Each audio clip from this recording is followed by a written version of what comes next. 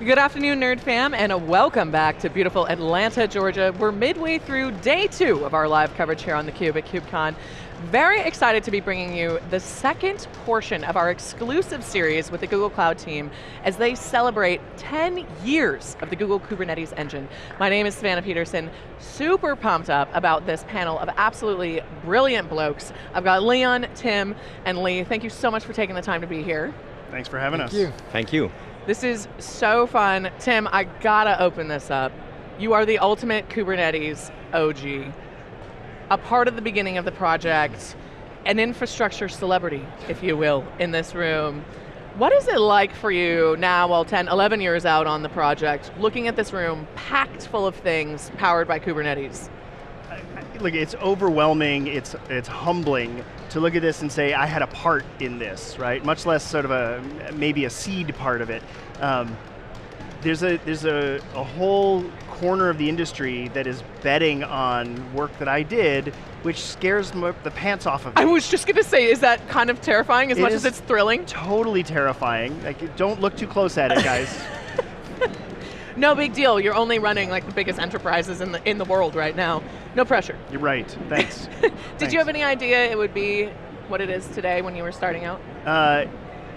No, I mean honestly no. I hoped that it would be a thing that lots and lots of people would use. I expected that it would make a splash. Mm-hmm. I did not in any way this is beyond what I would have hoped for and way beyond what I could have expected. So, once in a career sort of thing. Totally, how cool. I can only imagine. Leon, you were one of the earliest adopters of Kubernetes with Signify. Y'all have done a lot and you've achieved some outstanding numbers, which we'll dig into. But tell me a little bit about how you, frankly, had the faith that this was going to be the platform of the future. Actually, it was born out of necessity. We were using a different platform that that was deprecated. Mm-hmm. So, and then our technical account manager came, well, we have something cool and something new here. Kubernetes, isn't that something for you? The rest is history, so that's how we got started with Kubernetes. So we were really one of the early adopters over there. So was that like 10 years ago? How long ago? Yeah. End of 2015. Yeah. Oh my goodness, so you've seen it all. Yeah, and we've seen it all. And you've, yeah, well, probably in a lot of different ways. Yep. Lee, you've been an analyst in this landscape for a long time. Right. Talk to me about when Kubernetes came on your radar and when you realized it was going to become a real platform for the future. About 3 months after it came out. Really? Because I'd been in the nonprofit world out of tech for some time. Yeah. I went into a large financial services organization smack in the middle of the container wars. So, Docker was in the house, and Docker Swarm and Mesos and Kubernetes. And I was on the infrastructure architecture team, and we said we had to pick a winner. So we decided, we looked at them side by side, we looked who was behind it and said, we're going to go with Kubernetes. And it wasn't easy because we had to get the directors on board, I had to write white papers and defend it, and oh my gosh, you were really in the trenches. Right, exactly. It was part of a greenfield cloud deployment, and the question was, even though Kubernetes was some time away after that initial greenfield, the question was, we need a platform that can work on-prem as well as in cloud. What's that going to be? So there's kind of white papers back and forth, kind of an academic debate initially, and then some POCs, and they're on their way. So does this feel a little bit like an I told you so moment? Well, yes, because back then I didn't get the hot ticket to come to KubeCon. I didn't actually get to come here until I was an analyst. But oh my goodness.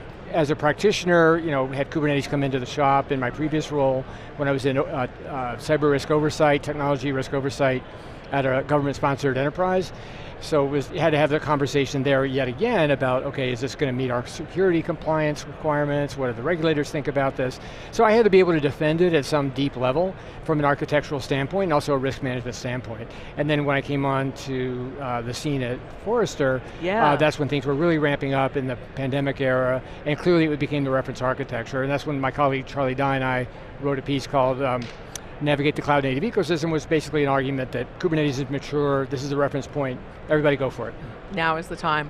Now that's pretty cool. Wow, I did not realize you're all early adopters up here. I mean, you're the creator.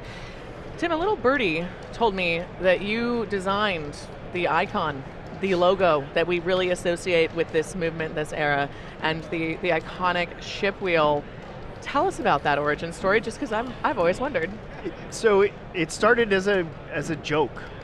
we were in a meeting or a hallway conversation as we're getting close to the announcement, and we said, well, every good project has a logo, right? We need a recognizable logo out there. And somebody said, well, the early code name for the project was 7. And so we should do like a 7-sided ship's wheel, because helmsman Kubernetes is what that means, right? And so I thought that was funny, and I went home and I fired up Inkscape, great open source tool that I'd never used before, and totally hacked my way through it, and I got something that's sort of approximating what in my head would be a ship's wheel, and I brought it in the next day and I just showed everybody as a joke, like, hey, look what I did. And they went, check it in, that's it, that's our logo. Oh, okay.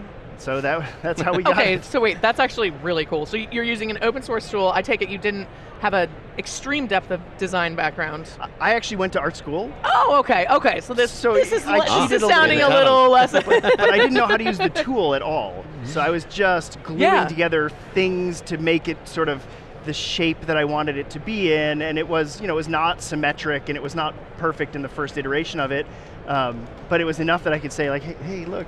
Yeah, it was enough of an MVP, right, and here we are. I mean, there are ship wheels all over the show floor. They're even in your gauges, which I noticed, which is so cool. Thank you. Such a wonderful touch. I got little clouds going on here, if you can't tell. Leon, I want to ask you a question about practicality, since you've been a part of the whole voyage here. Yep. I guess, pun intended, now that we're talking about the ship wheel. What have been some of the features or the releases that really were game changers for you and the team? Interesting question. I had to give that a little bit of thought, but one of the things that really stood out for us as a team was the use of custom metrics that came out in 2018, 19 or something like that. So, of course, when you talk about pods, about Kubernetes, typically you scale based on CPU memory, but our pods, they connect with our bridges, all our bridges in the field, so they have a permanent connection based on WebSockets. So we had to, it was a manual solution based on scaling on the number of WebSockets that we had. So when the custom metrics came out, that really was a lifesaver for us. So that really helped us going and moving the project forward, and took a lot out of our hands. So and gave you a lot of visibility you probably needed at a big scale moment too. Yes. Yeah, I love that. Yeah. Tim, what about you? What are some of your favorite Kubernetes features? I mean, I'm a nerd at heart, so I love the bottom half. You're in good company here. Anytime you take a problem and you cut it in half, I like the bottom half. So I love the hardware, I love the machines. I'm super interested in how the API system works. So if I had a favorite feature, it's probably the API system, because it's not super coupled to the problem of serving containers. It's actually a really generic API system that you can use, and people do, to serve their own APIs, their own concepts in a Kubernetes way with the declarative reconciled pattern. And I think it's really neat that it was sort of accidentally fell out of the rest of the project, and I think it's just really fun. It is really fun. I think that's one of the cool things about the open source community. You can be building something and there's just wonderful accidental benefit that ends up projecting everything really forward. You mentioned something there that has been a little bit of a theme of the show that I want to talk about. Hardware is having a bit of a resurgence. We're talking about physical devices again. I'm an OG hardware nerd, that's my background. And when we think about physical AI, it's going to be Kubernetes on hardware out in the wild. That's going to be in hospitals or empowering students or whatever that might be. Lee, I'm curious your perspective on where we're at in the making it real adoption curve for the rest of the world. Yeah, I think it's in Kubernetes speak. I mean, we see that the foundation of everything that's happening is Kubernetes, even though there's lots of non-Kubernetes AI workloads taking place. And I think that's a certain amount of comfort level in the enterprise adopter, because they know what's underneath it, right? They know that Kubernetes underpins a lot of powerful AI platforms, and so that's one item checked off, like we know where it came from. In terms of the adoption, I think initially there was the move towards the managed services from the big cloud providers because they were there in turnkey. Now the question is, okay, in some cases I want, for either sovereignty or security reasons, I want to shape my own. Where are they going to do that? They're going to do that with Kubernetes. They're going to find either a cloud provider, a multi-cloud container platform provider, or kind of build their own. And so we see a certain kind of adoption in that direction too, particularly where people have some sensitivity around security. I think there's a lot of folks with a little bit of a sensitivity around security, especially with the velocity of data movement right now. It's a very good point. Talk to me a little bit about, Tim, I'm curious about the synergy between the mothership, between Google, between GKE, and the project, the maintainers. It seems like there's a wonderful, mutually beneficial relationship there. How do you keep that up culturally and balance time and stakeholders? Yeah, I mean, absolutely.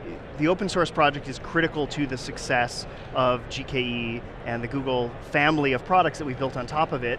If Kubernetes stops being interesting, then all of those businesses stop being interesting. I mean, or we become the mainframe of this era, right? Right. Which maybe isn't so bad, but it's not where we want to be. So, Google has a bunch of the open source maintainers who work at Google, who are paid to work on the upstream project, to do things that our customers need, that the project needs to stay viable over the long term. We focus on areas like keeping the project healthy, just maintainership. But we also focus on the new high-tech APIs like the DRA APIs, or pushing the scale boundaries. We just put out a blog this week with a new, another level of scale. 130,000, I think, was our largest cluster ever turned on now. Yep. Like, holy cow, Kubernetes 1.0 supported 50 nodes. And now we're talking about 130,000. I actually have a sticker on the bottom of my laptop from when it was 65 nodes, or 65,000 rather, only a year ago. Right. I mean, that's double. Exactly. And it's only just going to go whoop. That's right. And the demand for this, small number of people who need it, but they need it, right? And I can tell from your laptop you've got HPC stickers, and so you get it. Like there's no alternative to scale when you need these problems. So for these mega customers, and from my perspective, that approach is something I'm calling next generation Kubernetes, because that's such a leap, right? It's qualitatively different. Ooh, I like this, Lee. Yeah, tell us about and that. the foundational elements that are coming together in the community are making that happen. And interestingly, as an analyst, when I got here, I expected that some of the biggest vendors and the biggest contributors to kind of maybe have some big feet around the open source community. I have yet to find that. This is my 6th or 7th KubeCon, and I don't feel that. It's much more open and dynamic, and there's a sense of, obviously there's competition in other fronts, but when it comes to making this work, it's there. And the way people are coming together right now to try and tackle some of the problems around AI are interesting. We were chatting before, I'm curious to get your point of view, is you have a loosely coupled stack that was able to scale. Now you have some pressures to kind of consolidate a stack vertically for AI purposes, and there's a lot of interesting dynamics about that. Yeah, I mean, today at the keynote, Jago McLeod from Google talked about how we're working on all these things around the open source project, but one of the really interesting ones is when you have sort of a principally layered system, you tend to have some amount of inefficiency in between the layers because there's abstractions, right?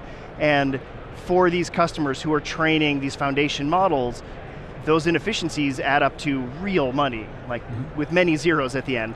And so we're finding ways now to maybe not break the abstractions, but to make sure that they fit more tightly to what people need. Yes. The rebirth of old systems like Slurm, new systems like Ray, finding ways to make those things awesome on Kubernetes, not in spite of Kubernetes, but because of Kubernetes. I think that lexicon you just pointed out there is a really important thing. Everyone was managing a lot of complexity in the early days. There was a lot of different stuff going on. But now, if you've adopted and achieved, you can really build out in a way because you have that foundation that's going to last through whatever happens next, which I think is really compelling. We had Jago on the show yesterday. It's fun that you mentioned him. Leon, I have a nice little anecdote in my notes here that's kind of fun. One of the perks of working with somebody like Google is sometimes they're scaling for some of their other customers, and you can reap the benefits of that. One of the most famous GKE customers, obviously Pokemon Go. Lots of people have been out there in the wild and touched that. You were able to benefit from that. Tell me a little bit about that. Yeah. I mean, it was quite some time ago that we were facing some problems, and we were reaching out to Google. Hey, we're dealing with some issues. Can you please help us? Yeah, but we have this thing now going on with Pokemon Go. Everybody's using it, and obviously Pokemon Go was also running on Kubernetes. So in the end of the day, we followed in their slipstream in the scale that we have now. So thanks Pokemon. Yeah. Thanks to everybody who's played a little Pokemon Go. No, I mean, I think it's cool, and I like that. I like that anecdote because I mean, Pokemon Go, most people have interacted with it or see someone who has interacted with it, and you realize what it's able to power. You know, it's neat how that consumer market play can enable enterprise and big businesses like you to be really successful. All right, Leon, I'm going to stick with you. What do you hope to do next with GKE? Actually, there are 3 things that we would like to do. Let's hear it. First thing is, at the moment we have various teams, all using their own infrastructure, and what we would like to do is unravel that so that we can make a step into platform engineering. Oh, yeah. So that's one of the first things that we would like to establish over there. Second is the use of GKE Fleet.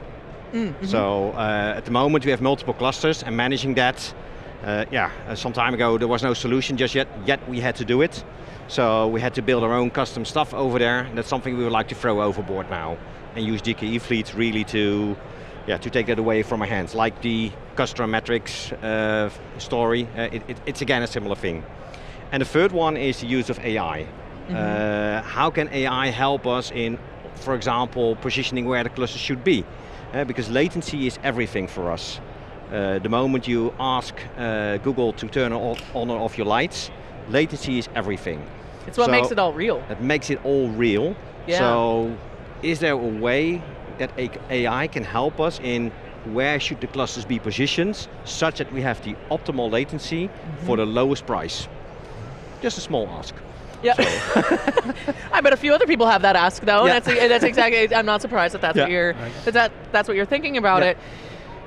When we talked to Kelsey on the desk yesterday, he said in the early days of GKE and really looking at Kubernetes, I'm sure you were hanging out with him back then obviously as well, he said they always saw it as a 20-year technology. And I thought that was kind of interesting because when we think about technology hype curves, they're usually not 20 years long. It's shorter than that, depending on what it is or you know, how complicated it is. But I'm curious because we've obviously seen an incredible injection of energy through AI into Kubernetes. I feel like it tipped us over the like, oh yeah, and this is how we're going to build the rocket ship of the future. What else in the technology landscape do you think may have a great impact on K8s the way that AI has in the last couple of years? It's hard to imagine anything having the impact on this same order of magnitude as AI, right? I mean, it's one of those, forget once in a lifetime things, it's once in a generation things. Yeah. You know, time will be measured by before AI and after AI, really. Yeah. Seriously. So BAI. I'm going to start saying that.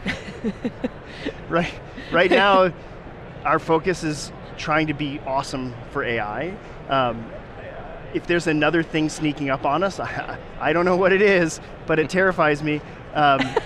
Realistically, You're so honest, Tim. I love AI it. has so much possibility. We're just scratching the surface of it, of what it can do, how we can use it, how you can use AI to interact with your Kubernetes clusters like an operator human would, but how Kubernetes hosts those agents and how those agents interact with each other, and then how the serving stack and the training, like all these pieces are coming together at the same time. And if you look around the show floor, everybody is talking about this. It's the only thing that's exciting. You know, the buzz is alive. Oh yeah, no, it absolutely is. I like that answer too. I mean, it would be hard to have the same impact that we've had so far. Final question for you, gentlemen, because this has been an absolute blast. When we're hanging out at KubeCon in Salt Lake City in 2026, or if you're really feeling ambitious in Amsterdam next spring, what do you hope to be able to say then? Or what do you hope to see in your case? Or even say that you can't yet say today? Lee, it looks like you've already got an answer. I saw you start talking. I'll go to you first. No, I think just following up on what Tim was saying, I think the question is, do you end up with a unified stack or does it start to differentiate according to different workloads? Because AI is a technology of specificity. There's there's a differentiation between inferencing and training and what happens at the edge. And yes, there's always going to be a need for the powerhouse that Kubernetes is, but what else then converges with that or runs on it? And I think that's an open question. I would certainly defer to my colleagues here on the panel about what they think is, how that's going to materialize. Actually, one more for you because I meant to ask you earlier. is now the return of the infrastructure celebrity. Yeah, I think so. I think Kubernetes seemed to be, Kelsey Hightower said infrastructure should be boring, and Kubernetes was heading that way in a good way, because it was just rock solid and reliable. Was. You're right. And now the question is, well, maybe, like you were saying, maybe there's some engineering challenges now that the community has to take on to meet these new workload demands. And so someone's going to have to, individuals, groups, companies are going to step in and try to lead that. Researchers, academics are going to try and shape this. So that to me is the next thing to start to look for, because they're already starting to surface in different papers if you go to some of the sessions. Yeah, no, they definitely are. Leon, what do you hope to be able to say when I see you on the other side of the pond? Good question. I wouldn't know, actually. I mean, the world is changing so rapidly. It is. Running workloads on AI, what will that bring? What will that mean for Kubernetes in the end of the day? What will it mean for our workloads that we have running? Who knows? So. Well, we'll see. We'll see. There will be something new, though. You're probably exactly right about that. Yeah. Yeah. Tim, what about you? I think I'd like, between now and then, to be able to say, of course you're using Kubernetes. That's the obvious answer, and it's because it's awesome. It's awesome for AI because we do all these things for you that you don't need to worry about, and anybody who's not doing that is a weirdo. And right now, I think we're on that approach, but I don't think we're there yet. Yeah, I think we're getting closer, though. I think you're absolutely right about that. That plane is coming in to land on that runway. Gentlemen, this has been fantastic. Thank you seriously so much for taking the time. Thanks for really appreciate it. You're always welcome. And thank all of you for tuning in to our 2 days of live coverage here in fabulous Atlanta, Georgia at KubeCon. My name's Savannah Peterson. You're watching theCUBE, the leading source for enterprise tech news.